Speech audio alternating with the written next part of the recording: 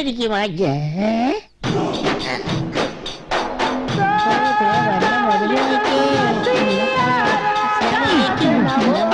ഇനി പറഞ്ഞോളി. ഇതേതാ?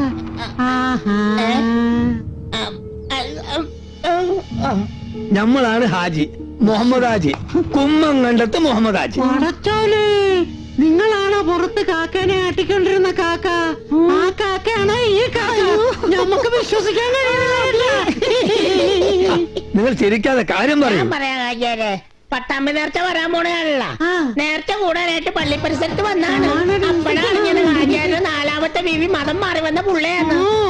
എന്നാ പിന്നെ ഒന്ന് കണ്ടിട്ട് പോകുന്ന അത്രേ ഉള്ളൂ.